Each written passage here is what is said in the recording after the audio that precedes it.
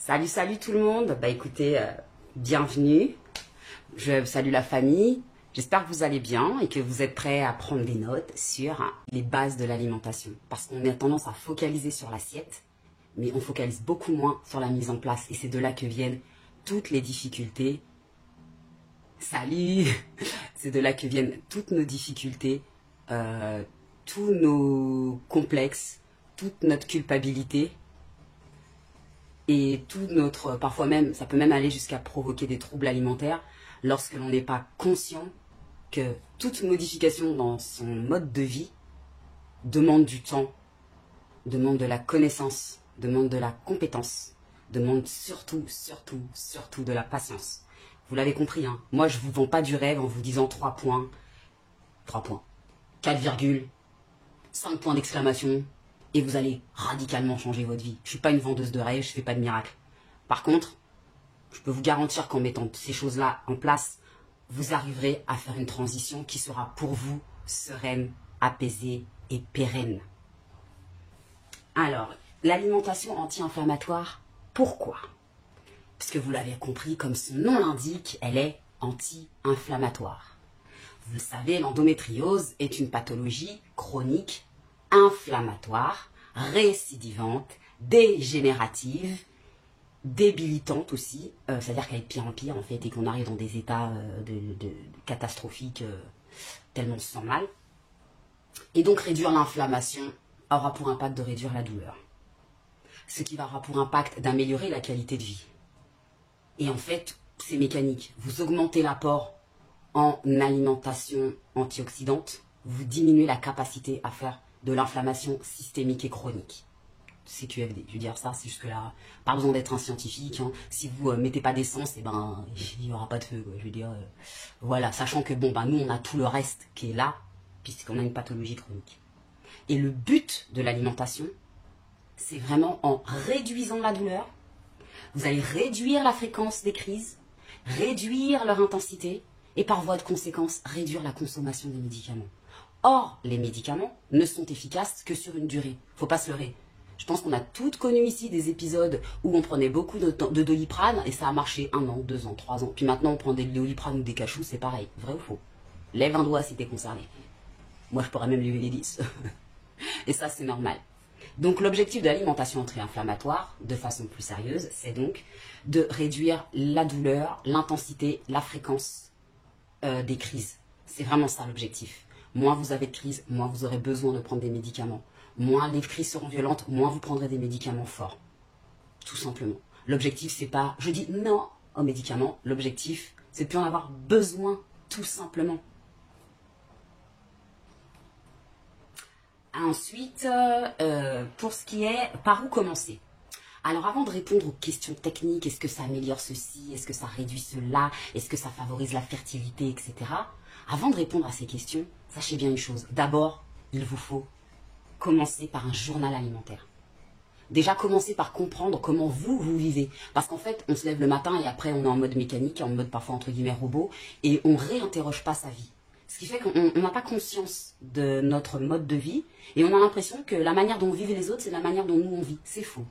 La manière dont on mange, dont on vit l'alimentation, dont on vit nos repas, on a l'impression que tout le monde est pareil. C'est faux. Donc déjà, commencez par un journal alimentaire. Ce que c'est qu'un journal alimentaire, c'est ni plus ni moins qu'un carnet dans lequel vous allez noter tout ce que vous mangez, vous buvez, vous grignotez, et ce, en toutes circonstances. Il aura pour première vertu de vous faire prendre conscience de choses qui ne vont pas. Mais surtout, de vous faire prendre conscience des choses qui vont bien. Je connais personne qui ne mange pas de légumes, d'accord? Donc en vrai, il y a déjà plein de choses que vous faites d'ores et déjà qui sont bien. Donc déjà, vous faire prendre conscience des choses que vous n'avez pas à changer, c'est déjà énorme. Et vous vous rendrez compte que le pas que vous avez à franchir n'est pas aussi énorme que ça. Ensuite, quand vous commencerez à analyser votre journal sur au moins 15 jours, 3 semaines, je suis navrée, je ne vends pas de miracle, il faut 3 semaines. Sur 15 jours, 3 semaines que vous allez avoir noté rigoureusement tout ce que vous mangez, buvez, grignotez, vous allez pouvoir ensuite avoir un regard objectif et critique de ce que vous mangez. Qu'on se comprenne bien dans le sens critique du mot. Il ne s'agit pas de prendre un fouet et de se flageller. Il s'agit d'avoir vraiment un regard objectif en se disant ça va dans le sens d'une alimentation anti-inflammatoire, ça ça ne va pas dans le sens d'une alimentation anti-inflammatoire. Il ne s'agit pas de se juger. J'entends par juger bien, mal, bon, mauvais, gentil, méchant. Le camembert, il n'a jamais mordu personne. L'objectif, c'est vraiment de comprendre la densité des aliments inflammatoires qu'il y a dans notre assiette et qu'il va falloir réduire. Et comme on est conscient, quand on fait un journal alimentaire, que dans notre assiette, il y a énormément de choses qui vont bien, il suffira d'augmenter les choses qui vont bien, parce que si elles y sont déjà dans notre assiette, c'est qu'on aime. Il ne s'agit pas d'aller chercher des trucs du genre des légumes lacto-fermentés, tout ça, ce qui est génial, hein. Mais si c'est déjà pas de base dans votre assiette, n'allez pas vous flageller en vous obligeant à manger des trucs que vous ne connaissez pas ou que vous avez jamais entendu parler en vous disant c'est bon pour moi. Non, ça c'est... De mon point de vue, c'est des conneries. Ce qui est bon pour vous, c'est ce qui va vous faire du bien dans tous les sens du terme, autant sur un plan physique que psychologique et émotionnel. Et ça, on ne peut pas dissocier les trois quand il s'agit de manger. Manger, c'est un lifestyle. C'est pas juste on ouvre la bouche, on se remplit le bec jusqu'à ce qu'on ait la panse pleine. L'objectif, c'est d'avoir des moments de repas sereins, joviaux et apaisés. Donc vraiment, le journal alimentaire, c'est la base.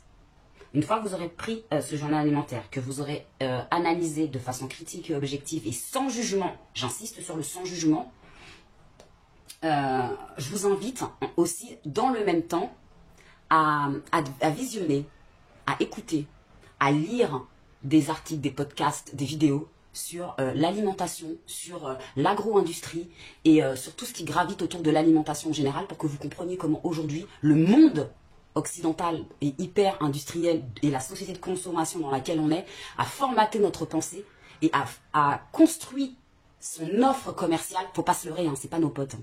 C'est des commerciaux, c'est des gens qui vendent. Ils ont façonné leur offre pour qu'elle soit séduisante. Ce en dépit de notre santé.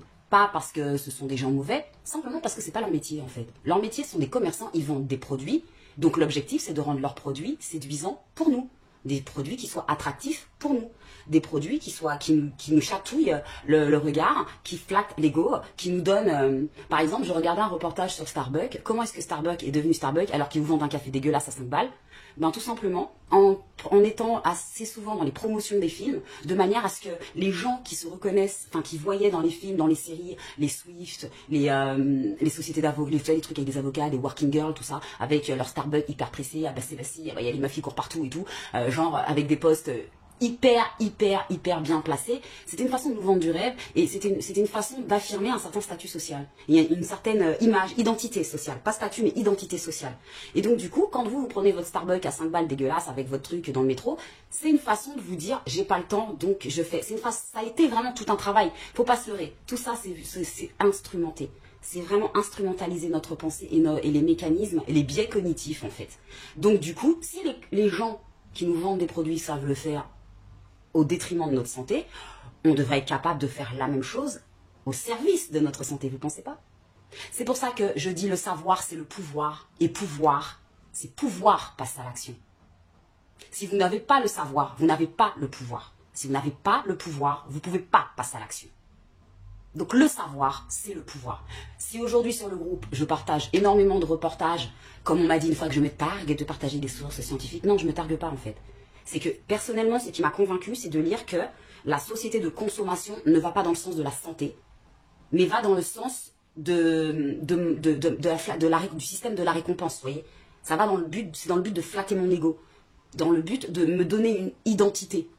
Une fois que j'ai compris ça, j'ai pas besoin en fait de ça pour exister. J'existe au travers d'autres choses. Et peut-être que mon identité, c'est justement d'être différente.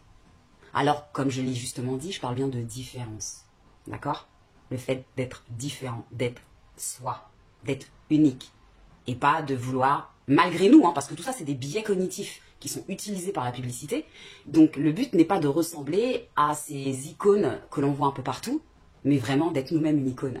Vous trouvez pas? C'est ça que je veux vous faire comprendre. Soyez vous, soyez vrai, soyez authentique. Et vous ne pourrez pas le faire sans avoir un minimum de connaissances pour pouvoir avoir une alimentation sereine et apaisée, le plus anti-inflammatoire possible. Ensuite, en quoi ça consiste exactement? Et là, on tape dans le dur. Alors, évidemment, la liste va paraître longue et va faire flipper. Mais je vous renvoie aux 2 premiers points. Vous allez vous rendre compte qu'en faisant les 2 premiers, ce que je vais dire là, c'est pas si effrayant que ça. Tout d'abord, en quoi ça consiste? Donc, c'est sans produits laitiers. Personnellement, c'est ma kryptonite. Si je veux 3 semaines d'arrêt, un petit bout de camembert, je suis tranquille. Sans produits qui contiennent du gluten, vous allez vous rendre compte qu'on va vous parler des céréales, du seigle, de l'orge, du blé, du calmut, mais bon, personne n'en consomme, donc avant d'aller chercher le calmut, hein, j'ai envie de dire, et calmut et de l'épeautre et petit épeautre, ils en contiennent. Une fois que vous aurez compris que tout ça en contient, vous allez vous rendre compte que, en regardant les reportages, il n'y a même pas que là-dedans. Le gluten, c'est de la glu, ça colle. Et comme ça colle, on s'en sert pour agglomérer de la nourriture. Alors quand on vous vend des jambons qui ont tous la même tranche, la même couleur, en fait, c'est souvent des morceaux de viande qui ont été agglomérés grâce à du gluten. Donc quand vous achetez des bonnes tranches de jambon bien roses, regardez les étiquettes, vous allez voir qu'il y a du gluten dedans. C'est ballot, hein. Quand vous allez acheter du saucisson, par exemple, eh bien, comme il ne respecte plus le processus de fermentation, avant, pour faire du saucisson, c'était séché dans la grange pendant des semaines, voire des mois. Aujourd'hui, pour accélérer le processus, ils mettent de la protéine de lait, de la caséine. Voilà. Oui, parce que je vais préciser que le sans produit laitier, c'est sans produit laitier. Dès lors qu'il est animal, évidemment. Hein. Sinon, c'est pas des produits laitiers, c'est des jus végétaux, on est d'accord? Donc sans produit laitier, parce que quand on enlève le lactose, c'est difficile à digérer. Mais comme ce qui vous sera expliqué plus tard, on va parler des aliments bruts plus tard, quand l'aliment il a été matricé par l'immense sagesse de la Dame Nature, hein, quand il a été matricé ensemble, le lactose c'est aussi une information. Si vous ne le digérez plus, c'est simplement que vous avez consommé votre seuil de tolérance de produits laitiers. Donc quand vous vous acharnez à en manger davantage en enlevant le lactose, et ben vous laissez la caséine exacerber votre système comment on appelle ça, votre système immunitaire en allant titiller l'inflammation par le biais des prostaglandines de type 2. Ce que je dis là, vous pouvez le retrouver n'importe où. D'accord? La caséine et la prostaglandine de type 2, elles font... Et la prostaglandine de type 2, bah, c'est de l'inflammation. Je vous laisse imaginer le carnage.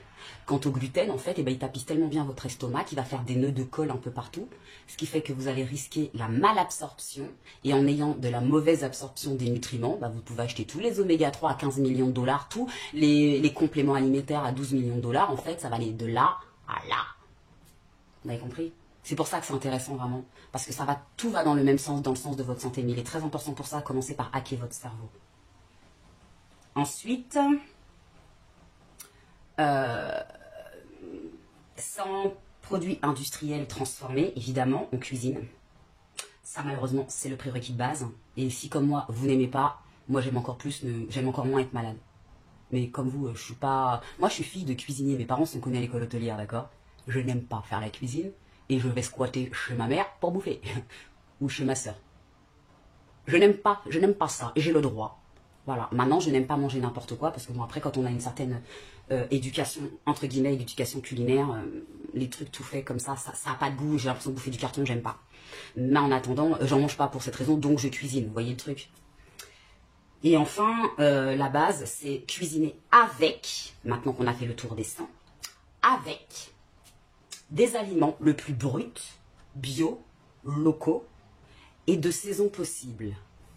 Pourquoi brut? Parce qu'à l'instar des produits laitiers, quand on les consomme bruts, on a du lactose et de la caséine. Et donc comme les deux sont ensemble, notre corps nous dit « ok ?» Par contre, si vous enlevez le lactose, votre corps il dira rien. Et puis 3-4 jours plus tard, vous allez avoir, c'est mon cas personnel, mais d'autres ça va être d'autres choses, ça va être de l'acné, ça va être, moi c'est des lombalgies, d'autres ça va être des douleurs articulaires au niveau des cervicalgies, ça va être n'importe quoi, des contractions musculaires, ça peut être n'importe quoi. Et vous n'allez pas comprendre en fait pourquoi. Alors que si vous aviez gardé le produit dans sa matrice, ben, le lactose vous aurait dit stop. Vous voyez le délire? Ensuite, pourquoi bio?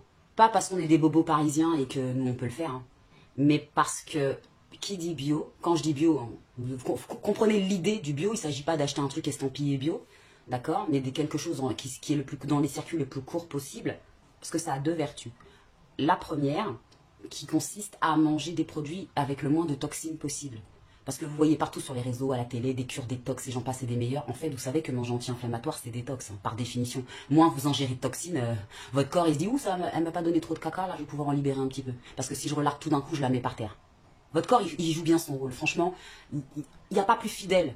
Il est malade. mais il est fidèle.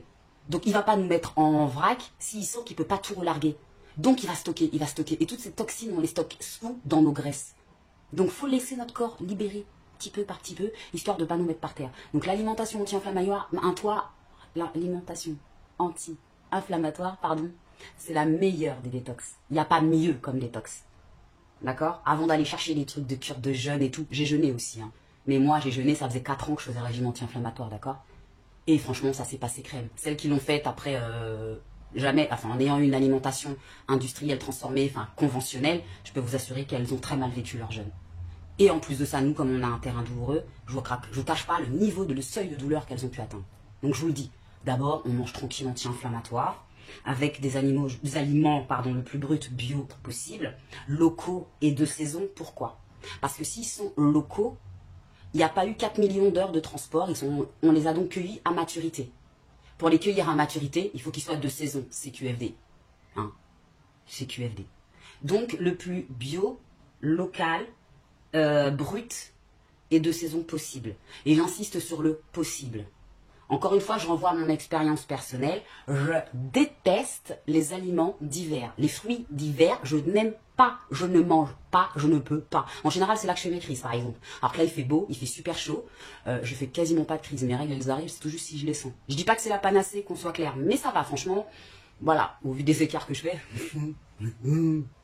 Eh bien, ça va. Pourquoi? Parce que je mange énormément de choses, le plus brut, local, machin, tout comme je vous ai dit. Et du coup, quand on cueille un aliment à maturité, ben imaginez, pour reprendre l'exemple de la grossesse, par exemple, un bébé qui naît à 6 mois de grossesse n'a pas les mêmes chances de survie, de bien-être, de confort, de qualité.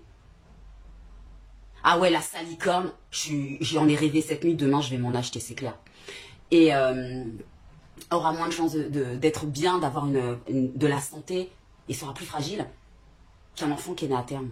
Parce qu'il est, entre guillemets, fini. C'est la même chose. Ben, nos fruits et nos légumes, quand on achète des tomates qui viennent de l'autre bout de la terre en plein hiver, eh ben, elles ont voyagé énormément, donc on les accueille vertes. Elles ont mûri à fond de cale. Excusez-moi, à fond de cale, il n'y a pas de lumière, il n'y a pas de nutriments. Enfin, elles ne sont pas dans la terre, vous voyez. Donc, il va leur manquer des choses. Et c'est comme ça qu'on a des tomates en hiver sur les étals qui sont d'ailleurs toutes bien rondes, bien jolies, bien rouges. Mais elles n'ont aucun goût. Elles sont dégueu. Alors, on m'a demandé de réexpliquer le brut. Un aliment brut, c'est un aliment, c'est des fruits et des légumes, tout simplement. C'est pas le truc prédécoupé, prémâché, prédigéré, mis dans un plat industriel de préférence. C'est rien de tout ça. C'est vraiment, tu vas acheter tes fruits et tes légumes, tu les coupes, tu les conditionnes toi-même et tu les manges. C'est ça le plus brut possible. C'est qu'ils sont dans leur matrice. Parce qu'ils sont dans leur matrice. Si par exemple, tu es intolérante aux courgettes, tu vas vite t'en rendre compte parce que tu l'auras consommé le plus brut possible. Et d'ailleurs, le conseil que je donne quand vous débutez l'alimentation anti-inflammatoire, puis de continuer à faire, c'est de faire un peu comme font tous les enfants. Je pense que toutes les mamans ont vu, quand elles sont à la cuisine en train de découper, la petite main de leur bébé, là comme ça, qui passe sur le dessus du plan de travail, et puis elle vous pique un morceau de carotte, un morceau de courgette, et vous dites, qu'est-ce qu'il fait? Et en fait, vous voyez, il s'est planqué, il a bouffé sa crue, en fait. Ben moi, je vous dis, gardez ces réflexes. Retrouvez ces réflexes. Au fur et quand vous cuisinez, mangez toujours un petit morceau du truc cru. Absolument tout, sauf la viande et le poisson, évidemment. Hein, on va pas manger de la viande blanche crue, vous voyez. Mais tout ce qui est fruits et légumes, condiments, épices, mettez tout dans votre bouche à un minimum tout seul. Parce que votre cerveau, il va enregistrer et il va se dire, ah, ça le fait. Ah, ça, meuf, ça passe pas, ça passe pas. Et puis ça le fait, mais jusqu'à un certain seuil. Ça le fait pas. Ça, faut absolument que t'en manges en ce moment parce que là, j'en ai besoin. Ça passe pas. Vous voyez, c'est vraiment avoir ce rapport avec simple comme les enfants, en fait. Vraiment aller à l'alimentation comme le font les tout petits. C'est le meilleur moyen, pour vous de retrouver un rapport sain, simple et pertinent à l'alimentation et qui sera propre à vous. Hein. Et pour l'avoir conseillé à 2-3 personnes, elles ont bien mis 3 ou 4 ans à changer d'alimentation. Quand je vous dis qu'on prend son temps, on prend son temps. Aujourd'hui, ça se passe crème. Parce que justement, elles ont fait ça. Donc du coup, elles se font des plats, elles font des associations. Enfin, le cerveau, il travaille tout seul. Je vous l'ai dit, hackez votre cerveau. Hackez votre cerveau. Donnez-lui de l'information et ça va travailler en back-office. Laissez faire, laissez faire. N'essayez pas absolument d'intellectualiser à outrance. À l'intérieur de votre cerveau, il va faire des associations tout seul comme un grand. Maintenant, plus votre bagage d'enfant sera, comment dirais-je, conditionné par la junk food, plus ça sera long ce chemin. Comme je l'ai dit, en l'occurrence, cette personne, alors là, on peut pas faire pire. Dire des pizzas chauffées au micro-ondes, je comprends même pas le délire en fait. Donc à partir de ça, je vous le dis franchement, on peut difficilement faire pire. Donc, commencez par ça, parce qu'elle-même, elle a mis 4 ans, mais elle y est arrivée. Donc pour vous dire, c'est jouable. Prenez votre temps, tranquille, no culpabilité. Une fois que mes notes, elles voudront bien se réveiller,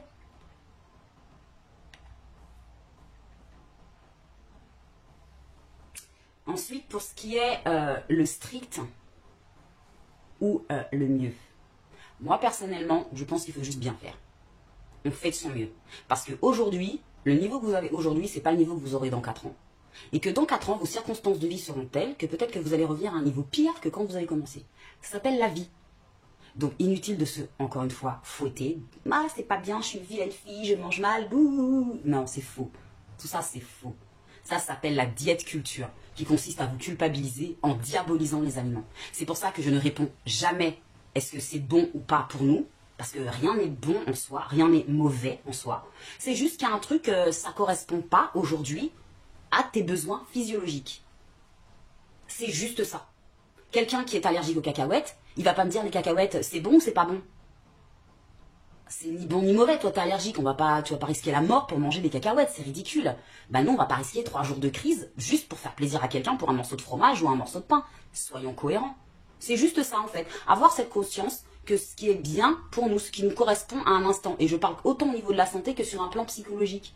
Si sur ce plan, à un moment psychologique, vous en ressentez le besoin, ne vous en privez pas, parce que la frustration va vous emmener tout droit vers la compulsion. La compulsion va vous emmener vers les troubles alimentaires. L'objectif, c'est pas ça. L'objectif, c'est de ne plus avoir de douleur. Ce n'est pas de devenir quelqu'un ayant des troubles obsessionnels et des troubles du comportement alimentaire.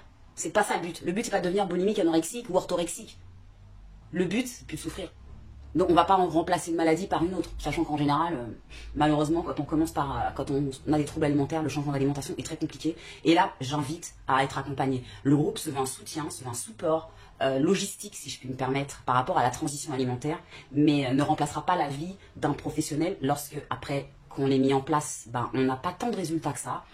Même si après qu'on ait fait tous les efforts du monde, on se rende compte par exemple qu'on a des troubles du comportement alimentaire, et ça on peut les déceler à tout âge, hein. Je veux vous dire, il peut y avoir n'importe quel âge. Là, j'ai ma mère qui m'a découvert qu'elle a des troubles du comportement alimentaire à presque 70 ans, vous voyez, donc bon, je le savais depuis un petit moment, mais là on est en train de le comprendre. Ayez vraiment cette bienveillance envers vous et cette patience envers vous. Et tout ça, ça demande du temps. Donc prenez-le.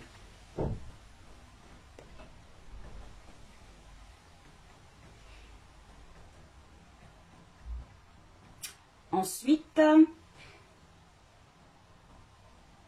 les différentes étapes d'évolution dans le régime.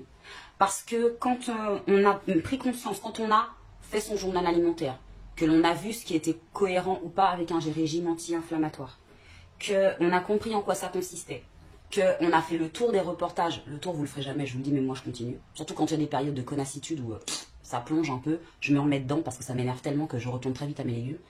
Le tour des reportages autour de l'agro-industrie, les pesticides. Là, je regardais quoi aujourd'hui sur la mise en place, les prémices du Nutri-Score, c'est-à-dire toutes les démarches qui ont été faites avant que soit proposé le Nutri-Score. Parce que le Nutri-Score, c'est vraiment un consensus entre ce que voulaient proposer les industriels qui ne fonctionnent pas et ce que voulait proposer le médecin nutritionniste avec le ministère de la Santé de l'époque, qui aurait pu fonctionner malheureusement, mais qui, vous comprenez, aurait discriminé, je les cite, les produits industriels transformés au profit des fruits et des légumes. Là, vous avez compris le niveau du bail dans lequel on se trouve. C'est-à-dire qu'il y a derrière des groupes de pression qui vont continuer à faire en sorte de flatter notre ego avec des couleurs des boîtes, d'aliments dans des boîtes très chatoyantes, juste pour flatter notre ego, avec des exhausteurs de cou, enfin un truc dégueulasse à l'intérieur. Encore une fois, dans le simple but de flatter notre système de la récompense. Et comme en fait on va très rapidement avoir du plaisir en mangeant ces choses-là, parce que c'est le but de ces choses-là, on va y rester. Faites pareil que hacker votre cerveau. Sauf que cette fois-ci c'est pour votre intérêt, pas pour l'intérêt des multinationales. Et donc pour ce qui est des différents niveaux, en ce qui me concerne,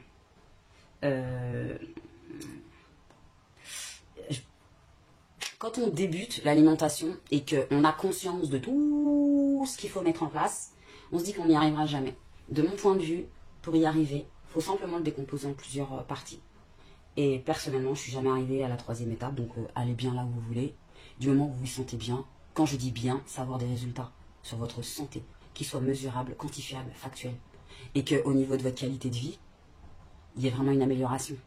Que vous puissiez retrouver une vie sociale, une vie affective, une vie sexuelle, une vie professionnelle. Parce qu'en fait, si on fait tout ça, c'est pour ça, hein, ok? C'est vraiment dans ce but-là. C'est pas parce qu'on veut avoir la plus belle et la plus meilleure de toutes les assiettes, on n'est pas à l'école. Je vais pas vous donner des bons points, en fait. Et puis moi, perso, je m'en fous. J'ai fait ce que j'avais à faire pour moi. À vous de faire ce que vous avez à faire pour vous. Aujourd'hui, c'est votre choix, c'est votre décision. Auquel cas, en ce qui me concerne, il y a, on va dire, le niveau débutant. Donc une fois que vous avez encore une fois mis en place le journal alimentaire et hacké votre cerveau avec tous les reportages, les podcasts, les articles sur l'agro-industrie, l'alimentation, healthy et tout ça, avec ou sans produits laitiers. D'abord, comprenez ce que c'est que de manger sainement. Comprenez en quoi c'est intéressant et ce que ça vous apporte à vous. Une fois que vous aurez intégré toutes ces notions-là, ça vous sera beaucoup plus facile d'aller vers une alimentation. Et je dis bien d'aller vers une alimentation, de transitionner vers une alimentation anti-inflammatoire. J'ai commencé donc par le niveau découverte. Quand on arrive et qu'on découvre le truc, donc d'abord on va faire des essais, des erreurs, des associations, parce que forcément, une fois que comme vous allez recommencer à cuisiner, vous allez retrouver le chemin de la cuisine, vous allez faire des associations parfois improbables de trucs, parfois ça va être une tuerie intersidérale, des fois ça va être juste dégueulasse. Moi ça fait 2 mois que je fais du kombucha, c'est du vinaigre, j'y arrive pas, c'est comme ça, c'est comme ça, c'est comme ça. Faut être patient, je vais trouver le truc, je vais y arriver. J'ai tellement de merde de kombucha, mais j'ai jamais réussi à en faire un qui soit buvable. Donc d'abord, moi je commencerai par le sans produits laitiers, sans gluten, sans produit avec du gluten, et c'est le sans produits industriels transformés. Donc comme selon de là où vous partez, bah, on a tous des produits laitiers, des produits avec du gluten. Déjà on ne sait même pas où est-ce qu'il y en a. On va commencer par ça. Et des produits industriels transformés, je pense notamment au midi, je pense qu'on a tous acheté des barquettes toutes faites pour le midi. Donc déjà, commencez par réduire ça. Ça va être par exemple, pour reprendre le repas du midi, et ben, au lieu d'aller acheter dans une supérette une barquette toute faite qu'on va passer 2 minutes au micro-ondes, et ben, on va essayer de trouver un traiteur qui fait des plats cuisinés. Déjà, ça change beaucoup. Déjà ça, en termes de qualité, ça change beaucoup. Et après, vous allez upgrader au fur et à mesure la qualité des aliments, en vous assurant qu'il cuisine le plus local possible, etc. etc. Que c'est pas la peine d'aller acheter des trucs que lui-même il a dégivré, vous voyez ce que je veux dire. Bon. Que assurez-vous que derrière il y a des cuisines et pas juste des micro-ondes. En gros, l'idéal est là. Pour les produits sans gluten, ben, vous allez perdre beaucoup de temps à lire les étiquettes au début. Puis après, si vous êtes des vrais feignasses comme moi, vous en aurez marre d'acheter les étiquettes parce que je mets moins de temps à découper des légumes, à les conditionner, à les mettre au frigo, qu'à lire des étiquettes, surtout qu'en plus, je deviens presse vite. Donc franchement, prendre des jumelles juste pour lire une étiquette, ras-le-bol. Et pour ce qui est des produits laitiers, c'est la première chose que j'ai enlevée, parce que c'était la plus facile. Bah, comme ce que je vous ai dit, j'ai fait mon journal alimentaire, et je me suis rendu compte que c'était le truc que je consommais le plus en fait. Paradoxalement, parce que je consommais comme tout le monde le matin, un bon petit déjeuner à la française, donc moi c'était une baguette de pain, parce que j'ai un appétit d'ogre. Mon bol de lait, donc je devais prendre, il me fallait à peu près un pack de lait tous les 3 semaines, 15 jours, 3 semaines. J'avais mon yaourt tout à chaque repas, donc midi et soir. Et un morceau de fromage, voilà mon mode de fonctionnement. Donc ça fait vraiment beaucoup en fait, par rapport à une alimentation anti-inflammatoire, c'est juste pas possible. Donc une fois que j'ai pu enlever les fromages et les yaourts en dessert, remplacés par des compotes, des fruits, enfin oui les fruits c'est mieux avant les repas, tout ça, mais comme je vous le dis, on est au début. Donc au début, on n'en est pas là-dedans. Déjà, on va essayer de réorganiser ces repas pour enlever ces choses-là. Parce que des pommes, des poires, des fraises, j'aime ça à la base. Donc avoir une fraise au lieu d'un yaourt, ça me va très bien. Une compote ou une spécialité lactée végétale, ça me va très bien. Le truc, c'est que je fais des essais. Il y en a qui j'ai détesté. Par exemple, tout ce qui est à base de lait soja sun, tout ça, moi je n'aime pas. D'autres vont adorer. Moi, j'ai jamais aimé. Donc je vais pas me forcer. Je mange autre chose. Et ainsi de suite. Ensuite, le matin, ça a été sport parce qu'il a fallu que je fasse plein d'essais jusqu'à trouver ce qui me convenait. J'ai fait d'abord des pancakes. Il y a plein de recettes dans les albums. J'ai fait des œufs brouillés le matin. Je faisais sauter les fruits aussi parce que bizarrement, j'aime pas trop les fruits. Comme les gosses. Je vous dis, hackez votre cerveau. J'aime pas manger les fruits comme ça. Donc je me faisais comme pour les enfants. Oui, le soja, c'est un mythe. c'est pas phytoœstrogène, ça l'est beaucoup moins que ton shampoing, ton dentifrice ou le déo que tu mets sous tes aisselles. Ok, sachant que derrière, les aliments que tu manges sont filtrés par le foie. Le foie, c'est le travail du foie de filtrer les œstrogènes. Par contre, la peau, elle filtre que dalle. Donc non, tu peux manger du soja, mais bon, moi j'aime pas les yaourts à base de soja, donc j'en mange pas. Mais par exemple, le tofu, ça me dérange pas. Désolée, j'ai répondu là-dessus tout de suite parce que c'est un peu déconcertant de se priver de quelque chose qui peut faciliter la transition alimentaire à cause d'une mythologie qui a été inventée par les lobbies du produit laitier. Hein, parce qu'objectivement, c'est ça. Ça aussi, hack ton cerveau. Hack ton cerveau et renseigne-toi. Et tu verras. Donc j'en étais où là?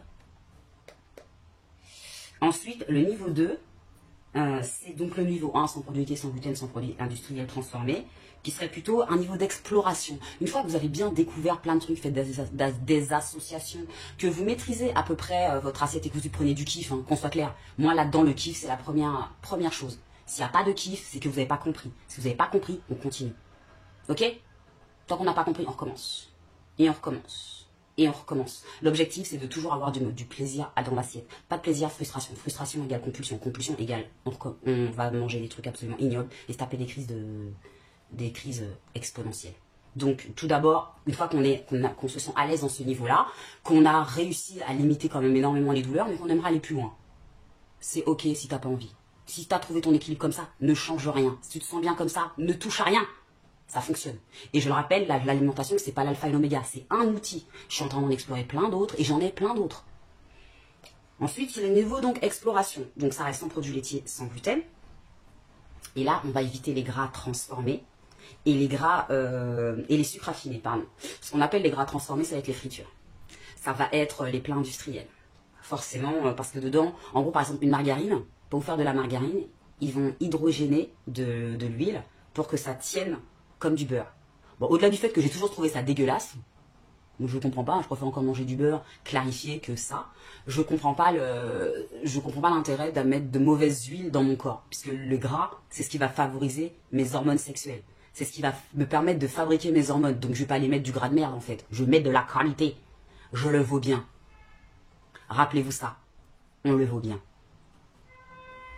Et enfin, le niveau, on va dire, le niveau aguerri, le niveau de la night, auquel je suis jamais arrivée, qui est pas de cuisson supérieure à 110 degrés et sans sucre ajouté. Pourquoi je ne suis jamais arrivée là? Parce que je déteste la cuisson vapeur. Je n'aime pas le goût des aliments vapeur et ça me va très bien. Mais en attendant, l'alimentation anti-inflammatoire, c'est aussi des cuissons douces. Maintenant, les cuissons douces, ce n'est pas que la vapeur. C'est aussi faire des plats mijotés. Et là, je vous renverrai un troisième truc que j'ai oublié de vous dire au début, c'est l'alimentation ancestrale. On n'a pas tous les mêmes ancêtres, si vous voyez ce que je veux dire. Donc demandez à vos grands-parents, enfin vos arrière-grands-parents, on se comprend. Tu demandes à tes grands-parents ce qu'ils mangeaient quand ils étaient jeunes, tu vois. Ce qu'ils mangeaient, comment ils mangeaient. Et vous allez vous rendre compte qu'il y a beaucoup de choses qui sont conformes au régime anti-inflammatoire, en fait. Et c'est vers ça qu'il faut se retourner. Et donc, moi, dans mes traditions gastronomiques créoles, c'est beaucoup de plats mijotés. Donc, bah, je mijote. Mais en vrai, j'ai pas la patience de le faire, donc je vais chez ma mère. Et je fais ma petite. Voilà, vous avez compris comment faut faire? Faut faire comme ça. Et enfin, on fait bien évidemment toujours au mieux de ses capacités. Et de son mieux en fait. Parce qu'aujourd'hui tu y arrives, demain ce sera moins bien. Et tu continues tranquille, t'avances à ton rythme. D'accord? Il n'y a pas d'obligation à faire le plus mieux que la voisine. Parce que la voisine en fait, entre ce qu'elle raconte et ce qu'elle fait vraiment... D'accord? Et puis après, je parle ni de gravité des atteintes ou quoi, parce que ça aussi ça n'a rien à voir avec la douleur. C'est pas forcément elle qui souffre le plus, donc elle n'a pas forcément besoin de faire autant d'efforts. Parce que de mon point de vue, ce qu'il faut, c'est l'équilibre. Si vous voulez une rémission totale, ça va vous demander un certain niveau d'effort. Tout le monde n'a pas envie de le faire, moi perso, j'ai pas envie. J'ai trouvé mon équilibre comme ça, donc je continue. À vous de trouver le vôtre, au milieu de tout ce que je viens de vous dire là. Donc maintenant, je vais pouvoir répondre à vos questions sur la transition pérenne, sereine, la mise en place, le lifestyle autour de l'alimentation anti-inflammatoire. Alors, qu'est-ce que j'ai pu voir? Alors, j'avais vu une question un petit peu plus haut. Bonsoir, ton visage respire la forme, c'est grâce à l'ail, aux fruits, aux légumes et de saison. Merci. T'es radieuse comme toujours. Alors, est-ce que l'alimentation anti-inflammatoire a un impact sur l'ovulation et la fertilité? Ça, c'est un raisonnement purement allopathique. Parce que la fertilité est un signe de santé. Quelqu'un qui est malade ne peut pas tomber enceinte pour des raisons de survie de l'espèce. Le fœtus, il a besoin d'une maman en bonne santé parce qu'il va puiser dans ses ressources. Il va bouffer ce qu'elle bouffe, il va grignoter, en gros, il va pomper toute son énergie. Donc si la maman elle est dans le fond de la mine, tu penses bien que bébé il va pas venir. Donc le corps il est pas idiot, il va se dire là elle est pas au mieux de sa forme la vieille là, on va mettre tout ça en berne en fait, c'est pas la peine. Parce qu'on a besoin de survivre et que ta survie ne passe pas par la fertilité, enfin ne passe pas par la grossesse. Je m'explique. Je comprends ton désir de grossesse. Mais là je t'explique d'un point de vue survie de l'espèce et évolutionniste. Ton corps, il doit être fort pour pouvoir tenir une grossesse. En clair, l'alimentation anti-inflammatoire, comme elle est pleine de nutriments, qu'elle est riche en antioxydants, qu'elle est anti-inflammatoire, forcément va avoir un impact sur ta fertilité. Elle va avoir un impact sur ta sexualité. Elle va avoir un impact sur ta santé. Et à partir du moment où tu retrouveras un niveau d'énergie suffisant, tu vas te remettre à ovuler comme une fleur et tu vas te faire butiner comme jamais et tu vas nous faire des beaux bébés. Alors ça, bon, après il y a de l'endométriose, je suis désolée, partie du bail, donc peut-être que la science t'aidera. Mais quand bien même la science t'aidera, il te faudra vraiment t'appuyer sur l'alimentation pour réduire l'inflammation. Un utérus en tension qui est tout très contracté comme ça, fait que quand on a de l'inflammation, on fait souvent des contractures. Vous avez souvent des migraines, des céphalées, des tensions parce que vous avez des tensions ici. Vous avez souvent l'utérus et le bas du ventre qui est très très dur. Ça signifie que votre utérus, il est contractile, il fait ça. Vous savez comment on expulse un bébé? En faisant des contractions.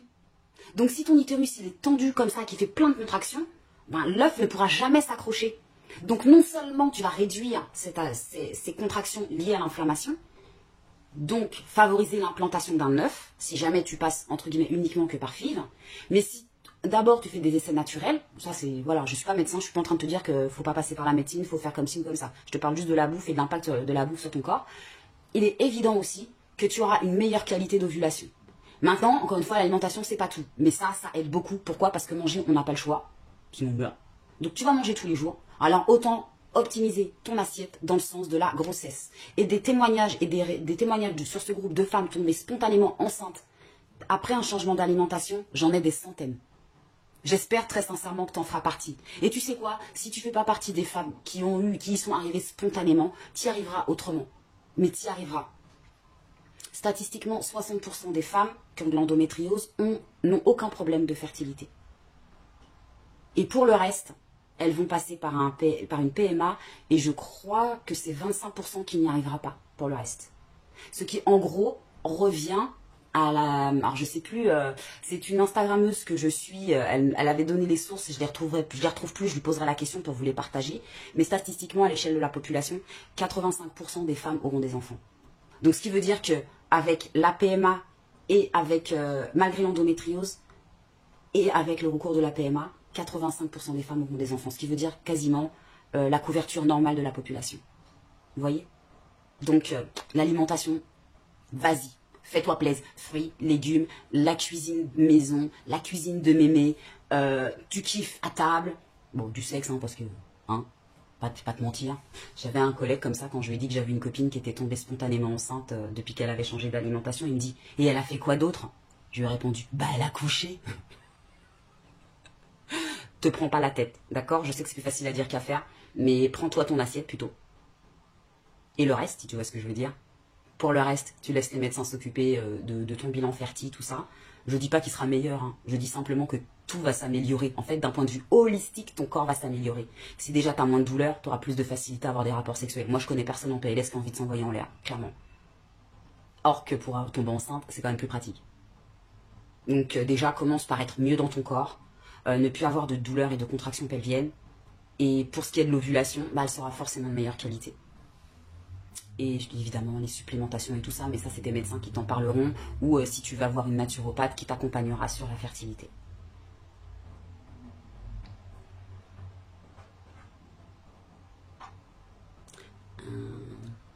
J'espère que cette fois-ci, je verrai toutes les questions.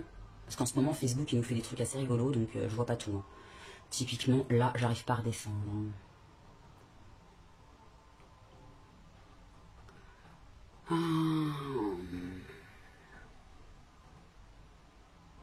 Alors, STP, je vis mal l'endobélie. Je sens les bienfaits de l'alimentation anti-inflammatoire, cependant je ne tiens pas sur la durée et j'arrive pas à dégonfler. Des conseils pour y arriver, STP. Bah en fait tout est dans ta phrase, t'as déjà les réponses. Je sens les bienfaits de l'alimentation. Donc, ton cerveau, je te dis hack ton cerveau, c'est ton cerveau qui fera le taf. Plus tu vas ressentir les bienfaits, moins tu iras vers des choses qui te conviennent. Laisse-toi ces moments de craquage. Mais franchement, il vaut mieux craquer un petit peu tout le temps que se taper des crises de compulsifs, de bouffe dégueulasse, de bâtard et se retrouver en PLS pendant plusieurs jours. Laisse-toi ces petites périodes-là parce que, en fait, ton corps, il résiste au changement. Il a certaines habitudes, surtout des habitudes sociétales, alors que ton cerveau, la partie animale de ton cerveau, survie de l'espèce, elle sait ce qu'il te faut. Donc elle te dit, tu vois bien, quand tu manges comme ça, c'est mieux. Et là, tu vas dire, ouais, le fun, caliente, la fête, les potes, les sorties, les soirées, là, c'est l'été, barbecue. J'ai fait un barbecue hier avec mes potes, on a passé un super moment. J'ai toujours pas digéré. Voilà. C'est comme ça. Donc, laisse-toi ces petits moments-là de connassitude. Et kiffe. Kiffe. Ton cerveau, il fera le taf. Fais-toi confiance, fais-lui confiance. Ton corps, jusqu'à maintenant, il ne t'a pas trahi. Il te montre, chaque fois que tu fais un truc qui cloche, il réagit, il te dit « Au secours, ça va pas ?» Écoute-le. Et ne le vis pas comme une punition, c'est un signe. Honnêtement, avant, je le vivais comme ça, tu vois. Tu te dis « Putain, je peux jamais faire ce que je veux, j'ai toujours des contraintes, je veux aller à tel endroit faire tel truc, bref, je peux pas. » Avant, je le vivais comme ça. Et encore par moment, pour être honnête. Mais aujourd'hui, je me rends compte qu'en fait, c'est mon meilleur allié, parce que chaque fois que ça va pas, il me le dit. Et quand ça va pas, c'est qu'en fait, je suis pas alignée. Je suis pas alignée. Je suis pas alignée entre ce dont j'ai besoin et que je sais avoir besoin et ce que je fais. Pourquoi? Pour correspondre à des critères sociétaux. Si j'en parle, c'est que je le vis en fait. Je suis pas là pour vous juger ou vous condamner en vous disant moi regardez comment ils m'ont sorti. C'est pas vrai. C'est pas vrai. Je fais comme tout le monde. Et ce que je dis là, je partage mon expérience. Et parce que je sais que ça fonctionne. Parce que ça fait maintenant depuis 2015. Donc j'ai eu des grands moments de solitude comme vous tous. À bouffer des trucs, à se retrouver super malade. Donc c'est pas grave. Ton cerveau il fera le travail et il y aura ça va venir. Ça va juste venir à un moment, t'auras. Continue à regarder des reportages, à lire des articles sur l'alimentation, à lire, à partager sur le groupe tes recettes aussi. Ça peut motiver parfois de se dire, tiens, je vais me mettre au défi de partager 3 recettes par semaine, par exemple. Parce qu'en fait, on est d'accord, on est tous des feignasses ici. Hein. Donc quand vous faites la cuisine, vous ne faites pas pour un repas. Vous en faites plusieurs. Et vous batchez derrière. Un congélateur, frigo, on est en 2022, on vit pas dans des grottes. Hein. On le fait tout ça. Ah là là, il y en a qui ça manque, mon histoire de la pizza 4 fromages. Bah ça c'est typiquement la situation que je décrivais où je l'ai pas fait en étant aligné, à savoir que pour pécho un gars avec qui ça se passait bien, machin, on se tape une soirée tranquille, chill à la maison, c'était match de foot, je déteste le foot, on commande pizza bière, pizza 4 fromages, je me dis ouais pour une fois ça va le faire, voilà ça va, j'ai pas mal, j'ai pas de douleur, ça va se gérer sur la durée, comme ça, la meuf elle y a cru, hein. Et en fait bah pas du tout. Le lendemain, ma mère, elle m'appelle et je lui fais, c'est quoi maman, ça va, aujourd'hui j'ai mes règles, ah, je me sens... Et j'ai pas fini la phrase que d'un coup, c'est comme si on me donne un gros coup de poing dans le ventre. Je vous apprends rien, vous savez de quoi je parle. Ce truc où, bah, maman, je te rappelle, là, ça va pas du tout. 24 heures après l'ingestion de la pizza, j'étais en PLS. J'ai passé une nuit atroce. La pire nuit de ma vie, en vrai, non. Simplement, ça faisait longtemps que j'avais pas eu mal comme ça, puisque j'avais commencé le régime anti-inflammatoire depuis... 7-8 mois avec des imperfections, parce que bon, les débuts, on balbutie, on se trompe, entre les trucs qu'on croit qui sont bons, mais en fait, il y a des trucs cachés à l'intérieur, bref. Donc, j'ai fait comme tout le monde, en fait. Donc, mais ça allait, franchement, ce mois-ci, je l'avais bien géré, j'ai vraiment pas eu de symptômes prémenstruels, donc je ne savais pas que mes règles allaient arriver. Et en fait, elles sont arrivées sans prévenir. Ah, mais le lendemain de ma pizza, j'ai pris cher. J'ai mis 1 semaine à m'en remettre. 1 semaine. Au travail, les collègues, ils me disaient, toi, quand t'as mal, tu peux pas le cacher, ça se voit sur ton visage. Pour aller aux toilettes, il me souhaitait bon voyage. Tellement je marchais, mais au ralenti. Donc voilà, pour te dire qu'on est tous pareils. Donc te prends pas la tête. Moi, je peux t'assurer que si je t'en parle aujourd'hui, ça date de 2015. 2015, meuf. Si je t'en parle aujourd'hui, c'est franchement, ça m'a marqué que t'es pas prêt de me reprendre à faire un truc pareil. Et surtout pas pour plaire à un mec qu'aujourd'hui j'ai pas. Ok?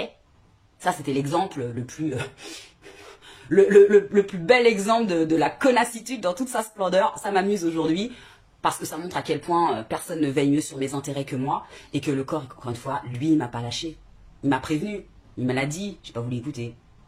C'est comme ça. Ensuite, le plus difficile pour moi dans la transition, c'est que mon mari et les enfants me rejoignent. On est à 2 menus, j'essaye niveau 1 de la transition. Je fais des écarts car envie de partager. Attends, pardon, excuse-moi. J'aimerais aller plus loin, mais cela plus impactant sur les courses de façon de cuisiner. Slow cook pour une personne autant que ce soit pour la tribu. Bah moi je te dis, tu as 2 options. De toute façon, c'est toi qui cuisines, ce que je comprends. Donc c'est toi qui cuisines, tu fais bien ce que tu veux. En fait, si les gens ils veulent pas, ils dorment à côté. Ça c'était la phrase de ma mère, si tu n'aimes pas, tu dors à côté. Voilà. Et ensuite, faut t'exercer aussi, parce que généralement les gosses ils aiment bien. Moi je sais que dans ma famille, ce qui se passe assez souvent, c'est quand c'est moi qui amène, personne ne bouffe. Par contre, si c'est quelqu'un d'autre qui l'amène sur la table, j'ai intérêt de surveiller. Parce que sinon j'en bouffe pas. En fait, j'ai pas le temps. Ma soeur elle fait par exemple des crêpes au lait d'amande, parce qu'elle a trouvé ça plus digeste. Bon, elle n'a pas de problème particulier, hein, mais elle aime bien les crêpes au lait d'amande. Eh bien, elle a mis les 2 assiettes. Un au lait de vache, comme tout le monde il le connaît, comme tout le monde il aime bien, et puis une pour moi, enfin ma pile pour moi. Eh bien, la pile qui est partie la plus vite, c'est la mienne. J'ai cru que j'allais les étrangler, tout ce temps qu'ils sont. Ces chacals, ils ont tout bouffé. Donc juste pour te dire que, et quand je parle des chacals, ça va de 3 à 50 ans. Donc tu vois, vraiment les enfants c'est pas vrai, ils aiment. C'est simplement qu'après faut le cuisiner. Alors voilà, faut le cuisiner, faut l'améliorer, faut l'agrémenter, faut discuter avec eux, faut cuisiner avec eux aussi, leur faire partager ta façon de vivre, voilà, cuisiner avec eux. Moi je faisais mes devoirs dans la cuisine en fait quand j'étais petite. Donc du coup, l'odeur de la cuisine, c'est quelque chose que je trouve, entre guillemets, très agréable. Bon, pas pour dormir, on est d'accord. Hein. Mais pour moi, c'est le symbole d'une maison qui est vivante, d'un foyer, tu vois. Et il faut vraiment, en fait, encore une fois, quand je parle de hacker le cerveau, c'est vraiment ça. Et tu verras que par la suite, donc là, moi, j'ai pas d'enfant, donc je parlais vraiment en tant qu'enfant. Cette odeur de cuisine, moi, c'est le foyer. C'est vraiment du temps où j'étais enfant, quand ma maman, elle nous faisait des bons petits plats pour nous. Alors, des trucs que j'aimais pas toujours, hein, soyons très clairs. Hein. Mais c'était vraiment, elle prenait soin de nous, vous voyez. Et à partir de ce moment-là, tu as ce rapport à la nourriture, tu as ce rapport d'amour et de bienveillance. Et ça, c'est quelque chose qui se crée en fait. C'est pour ça qu'on ne change pas d'alimentation du jour au lendemain, parce que ça renvoie à énormément de schémas de quand on était enfant. Et par exemple, moi j'en ai connu, les parents, je vais dire les fouettaient, mais plutôt les martyrisaient presque. Tu vois, c'est vraiment tu restes assis à table jusqu'à ce que tu aies mangé ton assiette. Sauf que réellement, ce qui était dedans, c'était juste limite impropre à la consommation. Pizza micro-ondes, vous voyez, le truc, c'est du chewing-gum, tu peux faire des bulles avec, quoi. Donc qui bouffe ça? Donc c'est vrai que le parent, il est convaincu d'avoir fait du bien en disant j'étais obligé à finir ton assiette parce qu'on ne gâche pas la nourriture, mais ça, ce que t'as fait, c'est de la merde, en fait. Donc c'est normal. Et du coup, cette personne arrive à l'âge adulte, et ben sans surprise, elle a des troubles du comportement alimentaire. Tu vois? Donc, il s'agit pas de les forcer, mais de les accompagner vers ton changement. Et de les emmener avec toi, mais tranquille. Et le mari, il va suivre. Tu sais, franchement, on va revenir dans la tradi wife, les traditions bien mascues de derrière les fagots, tu vois, des traditions de la famille traditionnelle avec la femme au fourneau et tout. Les hommes, ils adorent. Alors oui, pour un mouvement féministe, c'est nul. Mais là, on va se servir des biais misogynes dans notre intérêt. Encore une fois, la société, pour une fois que les biais misogynes vont être à notre avantage, on va quand même pas s'en priver. N'hésitez pas. N'hésitez pas. Après, vous allez faire la leçon du féminisme à votre mari pour qu'il fasse la cuisine, ça je suis d'accord. Mais en attendant, pour la transition, c'est peut-être pas le moment en fait. Pour ce qui est des plats asiatiques, il y existe plusieurs régimes anti-inflammatoires. Donc ici, nous, ce que l'on pratique, c'est le régime anti-inflammatoire hypotoxique du docteur Seignalais. Alors Seignalais étant mort en 2002, nous sommes en 2022, tu penses bien qu'il y a quelques évolutions. Toujours est-il que ça, ce que j'ai décrit là, c'est les bases du régime anti-inflammatoire dit hypotoxique du docteur Seignalais. Hypotoxique sans toxine, donc détox. Maintenant, il existe d'autres régimes dits anti-inflammatoires, tels que le régime méditerranéen. Donc là, ça va être sans produits laitiers de vache, sans gluten, forcément sans produits industriels transformés et tout le reste, vous connaissez. Et il va y avoir le régime crétois, et là, ça va être un petit peu plus de cru dans votre assiette, comme le régime méditerranéen, mais avec un tout petit peu plus de cru.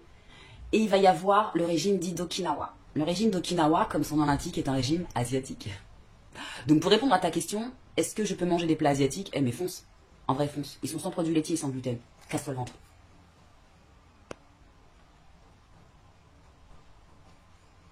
J'adore la façon dont vous abordez le sujet. Merci.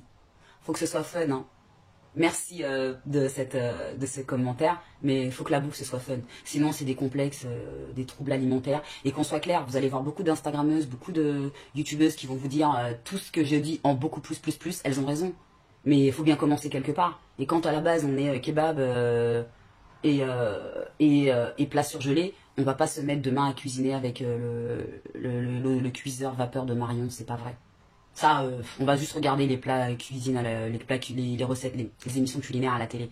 Ça, je vous parle par expérience. Donc, on commence par la base, on commence par faire ce qui est à notre portée maintenant, tout de suite et imminente. Le reste, puis ça doit venir, ça viendra. Alors, pour ce qui est du porc, le porc, malheureusement, c'est genre la bouffe la plus industrielle. Malheureusement, c'est l'animal le plus maltraité de l'agro-industrie. C'est pour ça que je vous invite à regarder les reportages. Maintenant, il y a des élevages de porc bio. Mais c'est clairement pas la majorité, c'est clairement pas le principal. Mais et puis c'est en petite quantité aussi. En plus, il me semble que c'est considéré comme une viande rouge et on privilégie les viandes blanches. J'en ai pas parlé parce qu'on va commencer par la base, d'accord. Avant de s'attaquer à la viande, on va commencer par ça. Déjà, on va augmenter l'apport de légumes.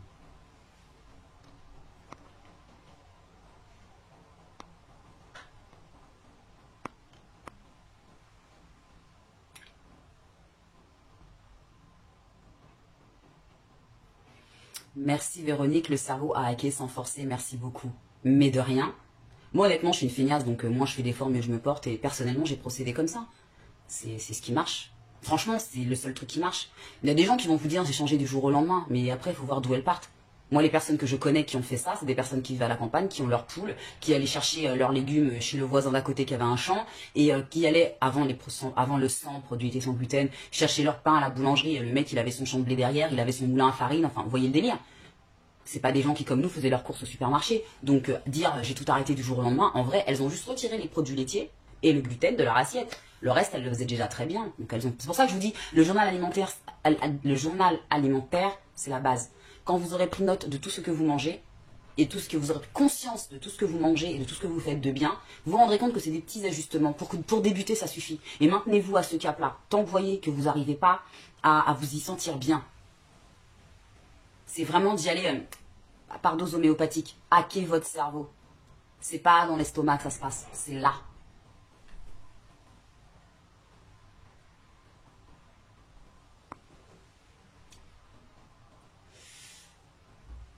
Alors, est-ce qu'il y a d'autres questions? Bah écoute, bonne soirée pour celles qui s'en vont. Moi, je pense qu'on va pas tarder non plus. Hein. Ouh là là, oui, effectivement, j'ai pas vu qu'il était déjà tout ça, les filles. Ah, quand on est en bonne compagnie, on s'ennuie pas. Hein. Donc sur ces bonnes paroles, le mal d'Andobélie, ça j'en ai parlé. Perso, je consomme de la margarine pour remplacer le beurre. Donc, il faut supprimer les deux ou remplacer par quoi? Te prends pas la tête si t'en es déjà. Si t'arrives à la margarine pour remplacer le beurre, c'est que pour l'instant t'en as besoin. En fait, je dis pas qu'il faut le remplacer. Je dis que c'est pas un truc de qualité. C'est pas de la qualité. Par rapport à une personne, je crois même que c'était toi d'ailleurs qui posait la question sur la fertilité et l'ovulation, ce qui va te permettre d'avoir des hormones sexuelles de qualité. Et donc une ovulation de qualité, c'est le bon gras. Alors, la margarine, c'est juste aucun intérêt quoi. Mais alors, aucun intérêt. Donc non, dégage. Et là, je vais faire une supposition. Mais au vu de ton nom, je pense que tu es du Maghreb. Il y a un truc, une copine à moi m'a fait goûter, c'était à l'époque du pain, parce que j'étais pas sans gluten, hein, du pain avec de l'huile d'olive et du miel. Ce que je veux dire par là, c'est qu'une tartine à l'huile d'olive, ça vaut vraiment beaucoup plus que de la margarine. Parfois, je te dis, les traditions locales de nos pays respectifs font très bien l'affaire. Pas la peine d'aller réinventer la roue. Il y a moins de lactose dans le lait de brebis, donc tous les produits-là, on peut les garder pour la première phase? Non. Il y a plus de lactose dans le lait de brebis et de chèvre. Donc c'est plus difficile à digérer. Maintenant, pour la première phase, oui, tu peux les garder. Bien sûr. La question n'est pas... En fait, j'ai presque envie de te dire, c'est pas important de savoir si ça a plus ou moins de lactose, puisque ce qui favorise l'inflammation, c'est la caséine. C'est la caséine qui fait... avec les produits laitiers, avec l'inflammation. Pardon. C'est la caséine. C'est la protéine. Caséine, protéine. Vous voyez, ça va ensemble. Lactose, fructose, sucre. Ok, ça n'a aucun rapport, mais c'est comme ça. Donc, en gros, truc en in, c'est une protéine. Et c'est la protéine du lait qui rentrent qui rentrent en résonance avec notre système immunitaire. Et que ce soit vache, brebis, bufflonne, je sais pas quoi, c'est pareil. Donc, pour ta première phase, c'est très bien. Continue comme ça, te frustre pas. Mais sache que c'est inflammatoire. Après, ce que tu peux voir, si toi c'est un équilibre qui te convient, c'est te renseigner sur le régime méditerranéen. C'est pas l'objet du groupe. Donc, clairement, moi je le pratique pas, mais tu peux te renseigner, ça peut suffire. Il y en a pour qui ça suffit. Encore une fois, c'est des steps. Comme je t'ai dit, tout le monde n'ira pas au niveau 3, on s'en fout. D'abord, on s'en fout. Ce qui compte, c'est d'arriver au niveau sans douleur.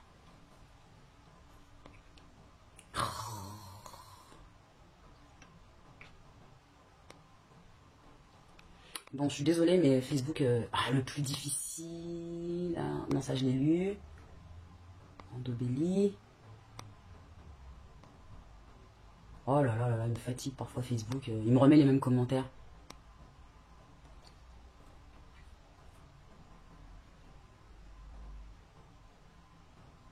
Voilà, t'as tout dit. J'avais trouvé un beurre qui n'était pas une margarine et avec de l'huile végétale bonne et bon. Bon en goût, quoi. Mais la nutritionniste m'a dit d'arrêter car trop transformé. C'est QFD. N'oubliez pas, il faut bouffer utile. Que ça fasse un kiff, mais il faut que ce soit utile, efficace pour la santé. On va pas se mettre des trucs qui ne servent à rien, d'autant que le gras, c'est de ce dont on a besoin. Les oméga 3, c'est du gras. Et vous en va pas tout tuer avec de la margarine, tout ça pour une tartine de pain qui n'apporte rien en fait. Nutritionnellement, ça vaut rien. Donc elle a tout dit, ta nutritionniste, garde-la, elle est bien elle. Parce que des fois les nutris sortent des trucs, watcha. Voilà. Il y en a une, elle n'ose plus s'exprimer sur le groupe d'ailleurs. Eh bien écoutez, bonne soirée pour celles qui filent à un concert et puis pour les autres. Je pense que j'ai fait le tour du sujet. Et puis la semaine prochaine, je vais continuer de... Je vais peut-être un petit peu plus creuser les différents points. Je vais voir par rapport à vos commentaires, parce que là j'ai un peu de mal à avoir une vue d'ensemble par rapport à Facebook est en train de faire des mises à jour, donc c'est un peu compliqué. Donc du coup je vous tiendrai au jus. Allez, je vous fais des gros bisous. Je vous souhaite une bonne soirée. Ciao, ciao!